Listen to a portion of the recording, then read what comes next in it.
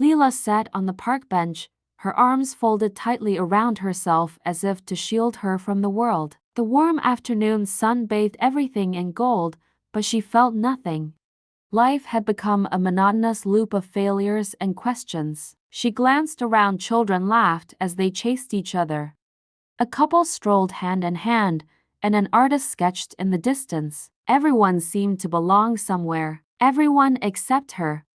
She stared at the ground, biting her lip to hold back tears. Why can't I just be happy like them? Maybe I'm not meant to be. Maybe I'm not enough. Rough day? A gentle voice interrupted her thoughts. Startled, she looked up to see an elderly man with silver hair and a kind face. He held a wooden box, worn but polished, its surface catching the sunlight. His eyes crinkled at the corners, not with mockery, but with an understanding that made her chest tighten. Mind if I sit? He asked, gesturing to the empty space beside her. She hesitated, then nodded. Sure. The man sat down with a sigh of relief, setting the box on his lap. For a while, neither of them spoke. Leela shifted uncomfortably, unsure why he had chosen to sit there when other benches were empty. You remind me of someone, he said finally. Who? She asked, her voice wary. My younger self, he replied, chuckling softly. I used to sit on this very bench, feeling like the world had passed me by. Like I wasn't good enough to deserve happiness. Leela frowned, the words hitting too close to home. What changed? The man tapped the lid of his box.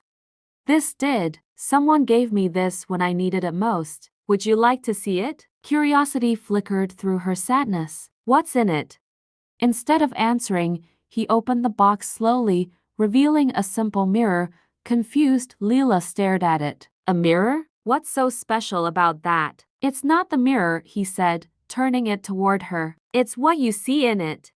Reluctantly, she leaned forward and gazed at her reflection. Her face was pale, her eyes tired, and her lips pressed into a thin line. She flinched. All I see is someone. Broken. The man shook his head gently. Look again. Really look.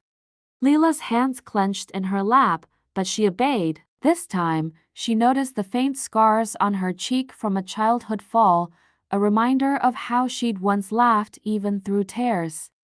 Her dark eyes, deeper than she'd realized, reflecting resilience she hadn't acknowledged. I still don't get it, she whispered, her voice trembling. That person staring back at you, the man said softly, has endured storms most people wouldn't survive. You've cried yourself to sleep and still woken up the next day. You've doubted yourself and still kept going. That's strength, Leela. That's worth. You don't need anyone else's permission to be happy. You deserve it because you're you.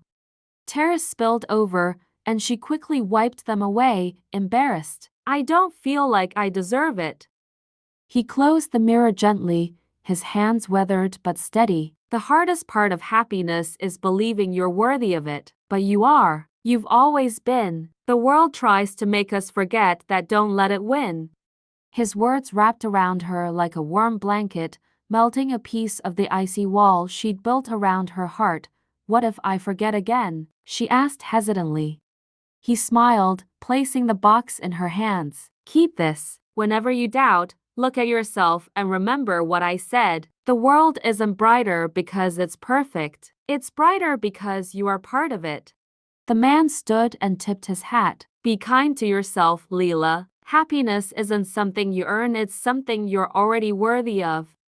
As he walked away, she watched him until he disappeared into the bustling park. She sat there for a long time, the box on her lap, the man's words echoing in her mind.